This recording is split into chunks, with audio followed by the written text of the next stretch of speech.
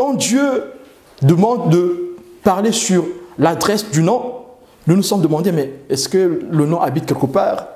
C'est quoi l'adresse?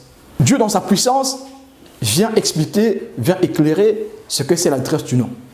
Et le Seigneur, dans son esprit d'intelligence, vient dire que l'adresse du nom, c'est la subtilité du nom. Quelle est la subtilité du nom? Et si quelqu'un comprend ce que c'est la subtilité du nom, il peut alors rentrer dans une réelle adoration du nom.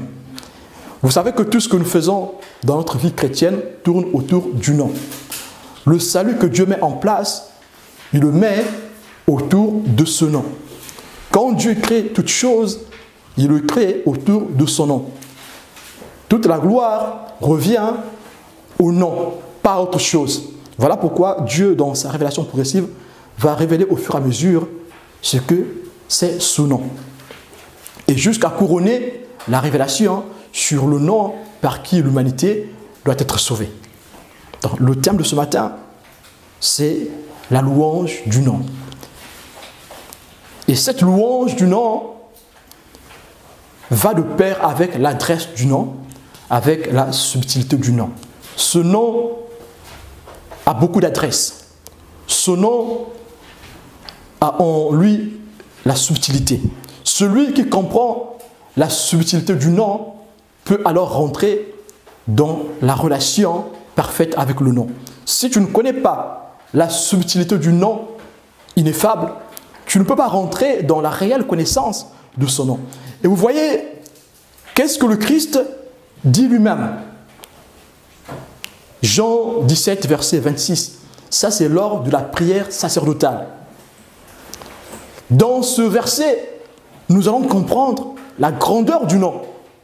Qu'est-ce que cela veut dire? Le nom. Lisons la parole de Dieu dans Jean 17, verset 26. « Je leur ai fait connaître ton nom, et je le leur ferai connaître, afin que l'amour dont tu m'as aimé soit en eux, et que je sois en eux. » Amen. Amen. Vous pouvez vous asseoir, merci. Vous voyez que la mission du Christ sur terre tourne autour du nom. Comment nous pouvons rentrer dans la réelle louange du nom si on ne nous a pas fait connaître ce nom? Voilà pourquoi nous commençons ce terme par la connaissance du nom. La mission du Christ, quand il vient sur terre, c'est de nous faire connaître le nom. Non seulement il nous fait connaître le nom, mais il continue à nous faire connaître le nom. Ça veut dire que la connaissance du nom ne s'arrête pas à notre conversion. Ce n'est pas quand nous avons reçu l'évangile du Christ, l'évangile du salut, que la connaissance que nous avons du nom s'arrête. Quand Christ dit ici que je leur ai fait connaître ton nom et je le leur ferai connaître, ça veut dire que le Christ, il nous a révélé le Père et il va continuer à nous révéler le Père. Et nous voyons ici que le Christ parle de l'activité qui va se poursuivre par la présence du Saint-Esprit. Il dit dans Matthieu 28, verset 19, « Je suis avec vous jusqu'à la fin des temps. » Et il dit dans Jean 15, « Je vous enverrai le second consolateur. » Et le Saint-Esprit vient poursuivre, vient continuer l'œuvre commencée par le Seigneur.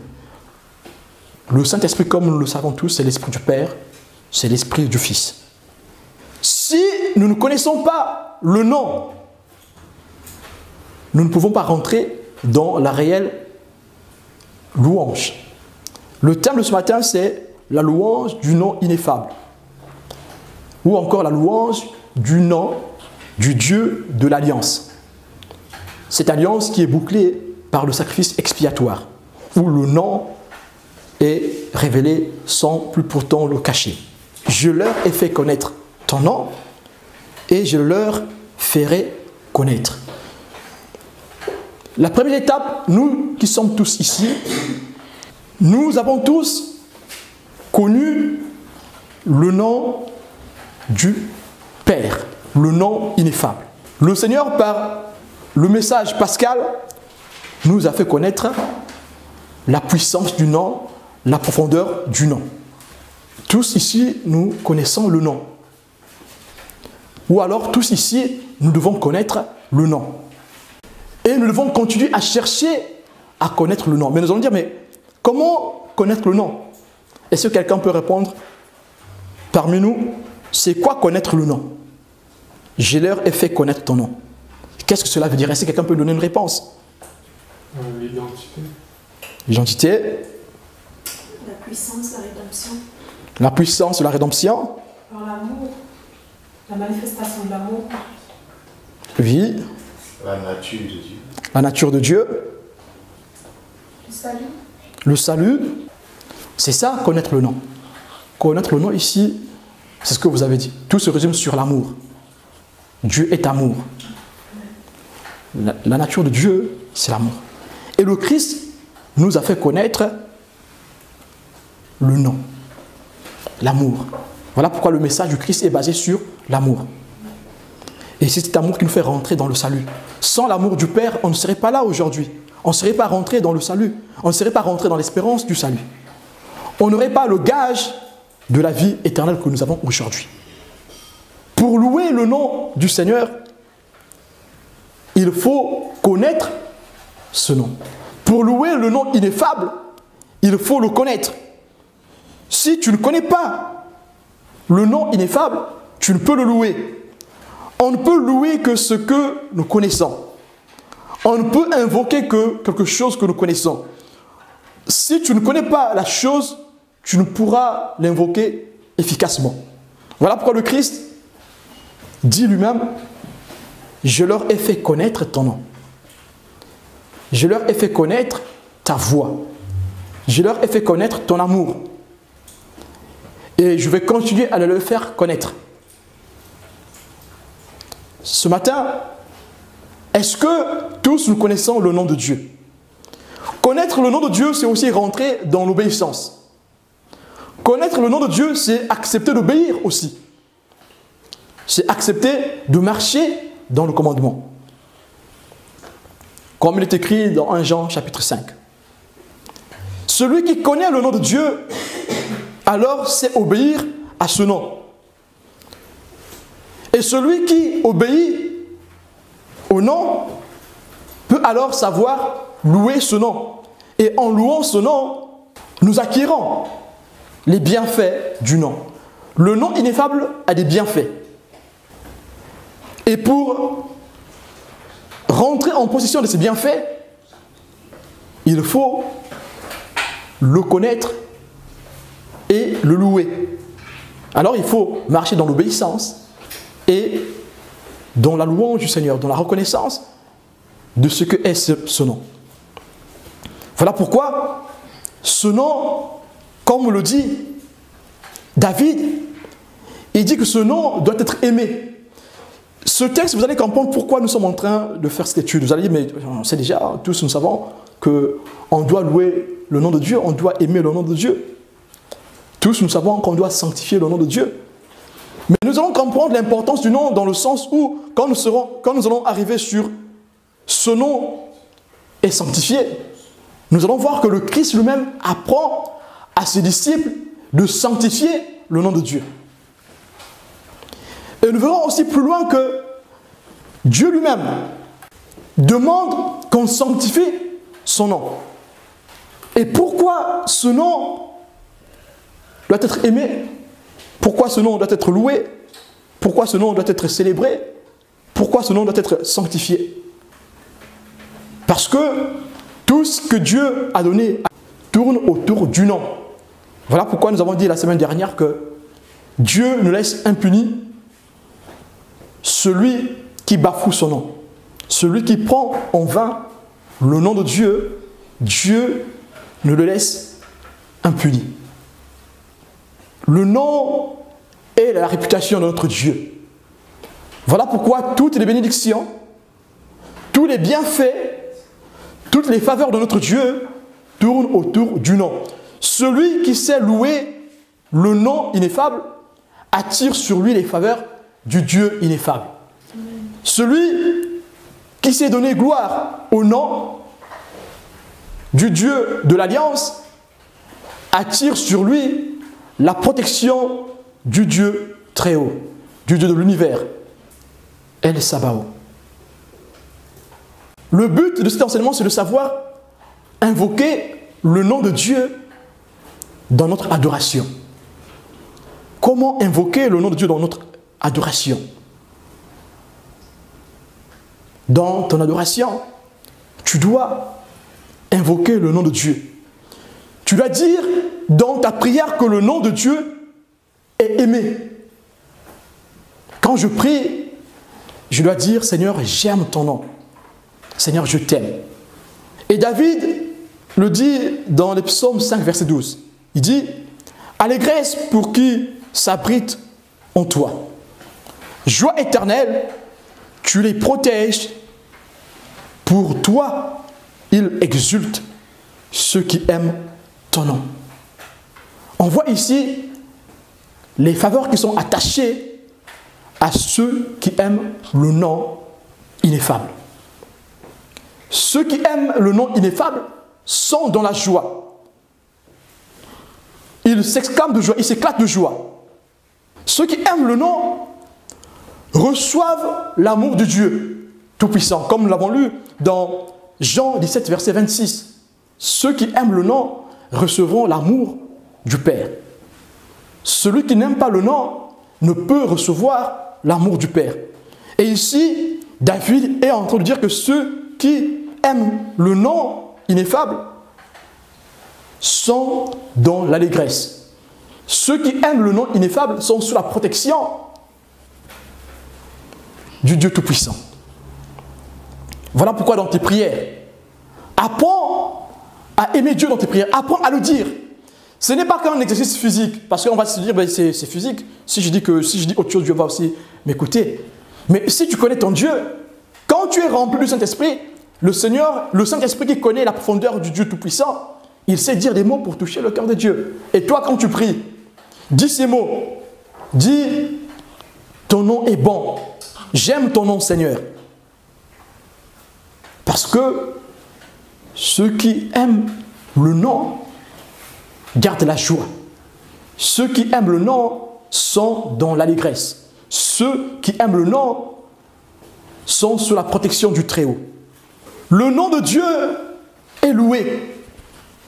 Quand tu pries, loue le nom. Dis dans tes prières, je loue ton nom, Seigneur. Et David pouvait le dire dans Psaume 7, verset 18. Il dit, je rendrai grâce au Seigneur pour la justice. Je chanterai le nom du Seigneur, le Très-Haut Élion. Dans tes prières, apprends à dire des louanges à ce nom. Je loue le nom du Dieu Tout-Puissant. Je chante le nom du Seigneur. Celui qui sait louer le nom de Dieu va attirer sur lui les faveurs du Seigneur. Ce n'est pas un exercice religieux. C'est un exercice spirituel.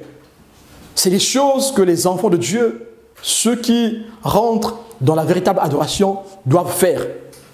Les vrais enfants de Dieu doivent savoir louer le nom de Dieu et le proclamer.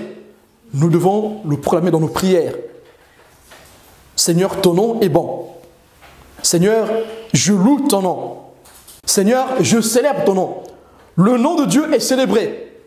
Psaume 74, verset 21 dit que l'opprimé ne retourne pas confus, que le malheureux et le pauvre célèbrent ton nom. Le pauvre, l'opprimé, le malheureux vont avoir pour abri le Seigneur. Et c'est dans ce sens qu'ils vont célébrer le Seigneur. Pourquoi? Parce que le Seigneur est leur secours. Si tu célèbres le nom du Seigneur, il sera ton secours. Ce sont les faveurs qui sont attachées au nom. Il faut apprendre à célébrer ce nom. Dans tes prières, quand tu pries, quand tu invoques ton Dieu, pense à célébrer le nom de Dieu. Dis, Seigneur, je célèbre ton nom. En disant ces choses, tu tu es en train de faire quelque chose de spirituel. Ce que tu fais, ce n'est pas quelque chose de religieux. Ça sera religieux quand ton cœur n'est pas dans ce que tu fais. Mais si ton cœur est associé, voilà pourquoi nous avons dit au départ, il faut connaître le nom ineffable. La vraie louange du nom vient que d'une personne qui connaît le nom. Si tu ne connais pas le nom, tout ce que nous disons ici ne sert absolument à rien. Ce n'est que du vent, c'est du vide.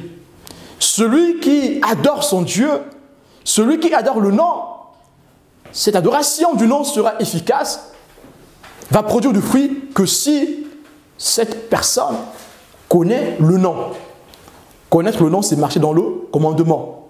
Connaître le nom, c'est marcher dans l'amour. Garder ce commandement qui résume tous les commandements.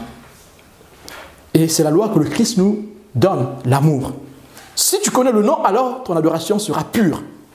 Voilà pourquoi, puisque tu connais le nom, ton adoration est pure, alors tu dois dire dans tes paroles, Seigneur, je célèbre ton nom. Puisque l'opprimé, puisque le pauvre connaît le nom ineffable, alors il peut le célébrer. Il le célèbre, c'est parce qu'il reconnaît dans sa vie la présence du nom. Il le célèbre, c'est parce qu'il connaît dans sa vie la manifestation du nom. Il le célèbre, c'est parce qu'il reconnaît dans sa vie l'action du nom. Si tu connais le nom du Seigneur, si tu le loues, alors ce nom agira dans ta vie. Le nom de Dieu est sanctifié. Et là, cet enseignement, on peut déjà le lire dans Ésaïe 29, verset 23. Il est écrit, « Ils sanctifieront mon nom. Ils sanctifieront le Saint de Jacob. » Et là, Dieu réclame que ce nom soit sanctifié. Dieu réclame que le nom du Saint d'Israël soit sanctifié.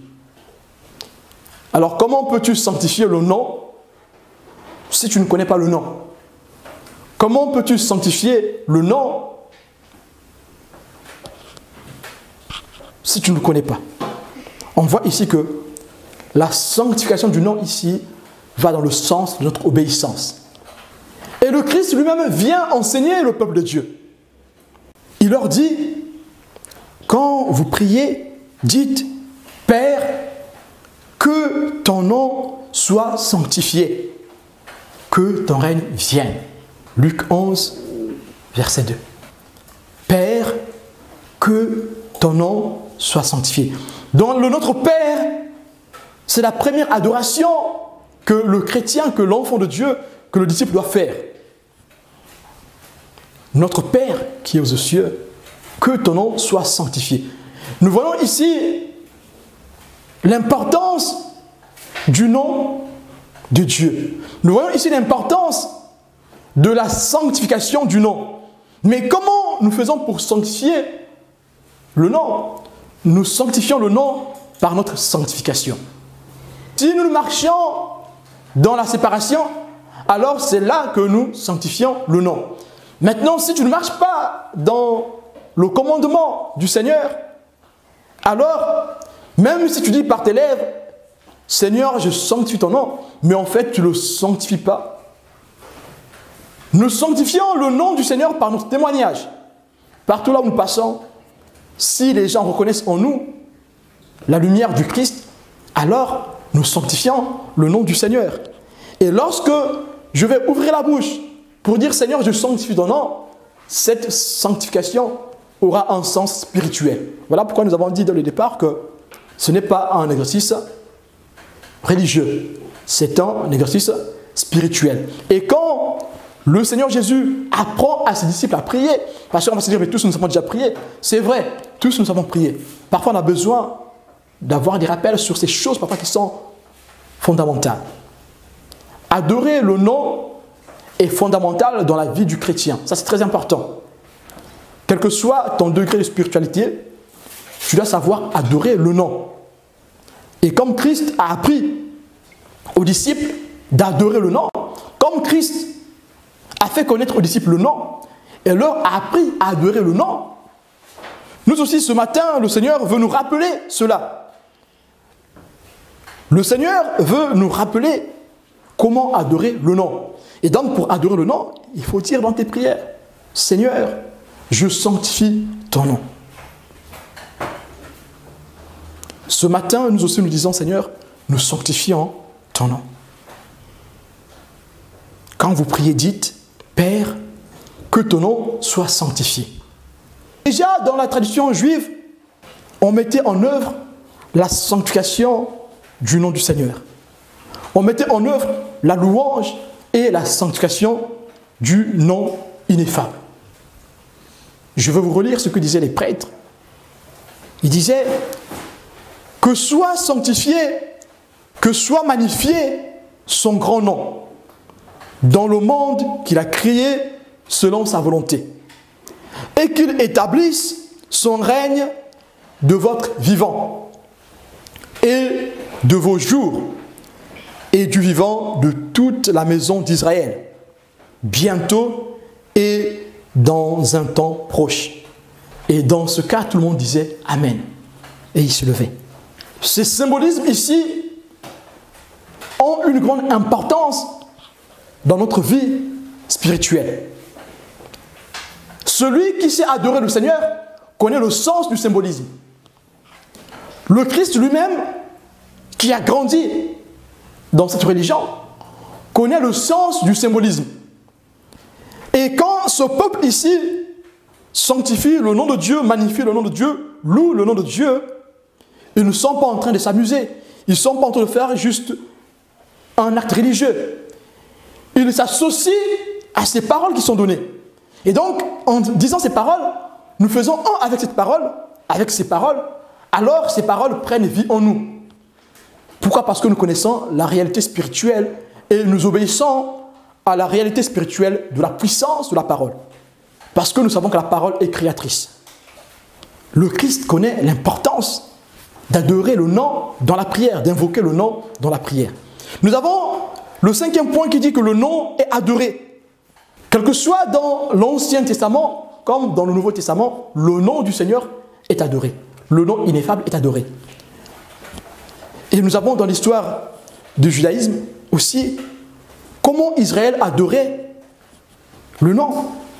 Le grand jour des expiations, comment Israël adorait le nom. Nous avons dans Lévitique 16 comment Israël adorait le nom.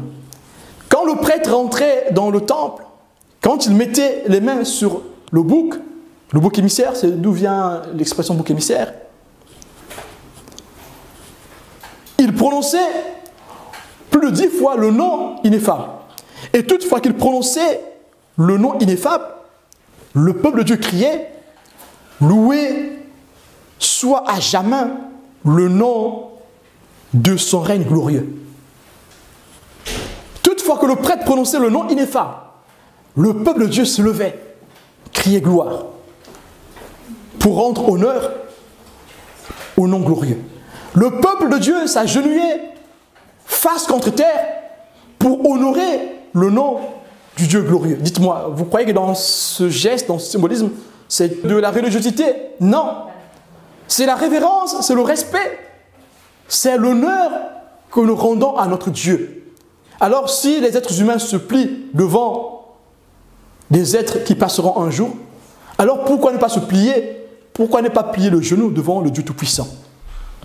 Et nous voyons qu'aujourd'hui, et surtout dans nos mouvements qui sont appelés pentecôtistes ou évangéliques, les gens ne savent plus faire ces choses. Ou dans tous les mouvements de la réforme, les gens ne savent plus adorer comme le Christ lui-même faisait. Si vous allez dans les 4 évangiles, le Christ pliait le genou. On l'a vu dans le jardin de Gethsémane. Il a plié le genou à 3 reprises, je pense, pour prier le Père. On a vu l'apôtre Paul, quand il était dans l'assemblée, il s'est mis à genoux pour adorer le nom ineffable, pour honorer le nom. Et Ésaïe 45, verset 23 dit « Je le jure par moi-même, la vérité sort de ma bouche et ma parole ne sera point révoquée. Tout genou fléchira devant moi, toute langue jurera par moi. Ça, c'est le Seigneur qui parle dans cet oracle d'Isaïe. Il dit tout genou fléchira. Mais tout genou fléchit devant quoi? Devant qui? Tout genou fléchit devant le nom. Nous avons eu beaucoup de qualificatifs. Mais qu'est-ce que Romains 14, 11 dit? Dans ce texte, Paul dit, car il est écrit, je suis vivant. Donc il est en train de citer Ésaïe 45, verset 23. Tout genou fléchira devant moi et toute langue donnera gloire à Dieu. Alors là, on parle du nom. Et nous allons ici arriver à la révélation finale. Dans ce texte de Paul, nous pouvons découvrir, nous pouvons voir le couronnement de la révélation du Seigneur.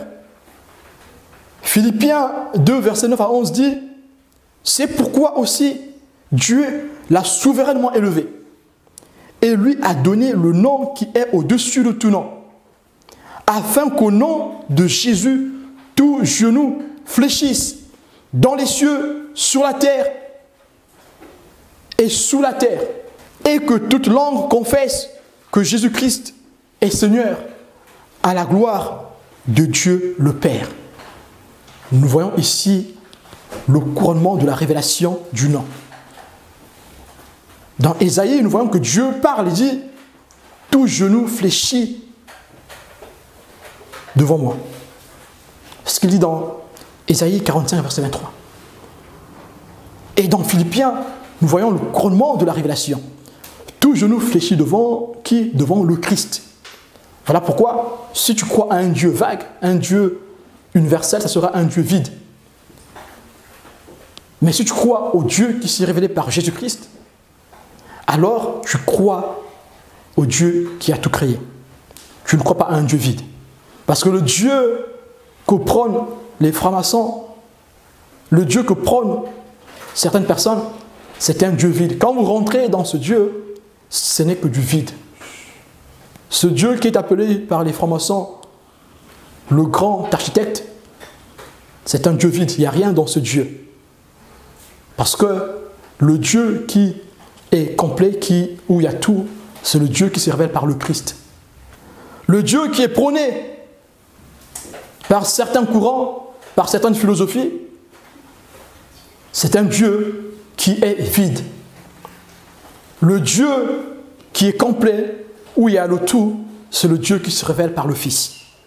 Voilà pourquoi ici, tout genou fléchit devant ce nom, qui est le nom de Jésus-Christ. Dans notre adoration, dans ton adoration, si tu connais vraiment le nom, si tu connais le nom par lequel tu es sauvé, tu dois l'adorer. Dans tes prières, tu dois adorer le nom de Jésus. Nous ne sommes plus étrangers à ce nom. Nous pouvons adorer ce nom. Le voile a été déchiré. Nous pouvons rentrer dans le lieu très saint pour adorer le nom ineffable. Adorer le nom par lequel le Père se révèle à nous. Aujourd'hui, nous connaissons le nom par lequel nous sommes sauvés. Il n'y a plus le voile. Le seul nom qui nous a été donné, c'est le seul nom de Jésus-Christ, devant lequel tout genou doit fléchir. Alors, est-ce que dans ta vie personnelle, est-ce que tu sais adorer le nom de Dieu? Est-ce que tu sais adorer le nom par lequel le Seigneur nous a sauvés? Le Seigneur, par cet enseignement ce matin, veut nous apprendre, dans nos prières, si nous voulons rentrer dans une véritable adoration, nous devons apprendre à adorer le nom de Dieu. Seigneur, je t'adore, je dors ton nom. Nous devons apprendre à louer le nom de Dieu. Seigneur, je loue ton nom. Nous devons apprendre à le dire. Voilà pourquoi le Seigneur dit aux disciples, quand vous priez, dites. Nous aussi, le Seigneur veut nous rappeler ce matin, quand nous prions, disons, Seigneur, nous sanctifions ton nom. Seigneur, nous aimons ton nom. Seigneur, nous louons ton nom. Seigneur, nous célébrons ton nom. Seigneur, nous magnifions ton nom. Voilà pourquoi quand on est rempli du Saint-Esprit, le Saint-Esprit nous emmène à adorer de façon extraordinaire. Tu n'adoreras pas Dieu comme tu l'adores ordinairement. Quand tu es rempli du Saint-Esprit, tu seras emmené à accomplir des gestes que certains appellent les gestes religieux. Et donc finalement, si le Saint-Esprit t'emmène à faire ces gestes, t'agenouiller, élever les mains vers le ciel, face contre terre parfois couché, finalement le Saint-Esprit est religieux peut-être. Non. Le Saint-Esprit qui sonde les profondeurs du Père, c'est ce que le Père veut. Alors c'est comment nous devons adorer le Père. Donc il peut nous apprendre comment adorer le Père. Il n'y a de salut en aucun autre nom. Il n'y a sous le ciel aucun autre nom qui ait été donné parmi les hommes, par lequel nous devions être sauvés. Le Seigneur, ce matin, nous appelle à rentrer dans une réelle vie d'adoration du seul nom par lequel nous sommes sauvés. Nous n'avons plus peur d'adorer ce nom. Nous devons tous rentrer en possession de ce nom. Nous devons tous adorer avec puissance, avec véracité ce nom. Nous devons invoquer ce nom. Si nous faisons cela, nous attirerons sur nous les faveurs du Seigneur. Si nous faisons cela, nous attirerons sur nous la protection du Seigneur. C'est vrai que nous marchions dans le Seigneur, nous marchions dans une réelle sanctification, c'est vrai. Mais nous devons savoir aussi comment capter les bienfaits du Seigneur. Celui qui ne connaît pas ne peut capter. Mon peuple périt par faute de connaissance. Si Christ apprend à ses disciples comment capter les bienfaits de Dieu, alors nous aussi ce matin, il vient encore nous rappeler comment nous devons faire. Qu'est-ce que nous devons faire pour capter les bienfaits de Dieu? Pour capter les bienfaits de Dieu, il faut savoir adorer son nom.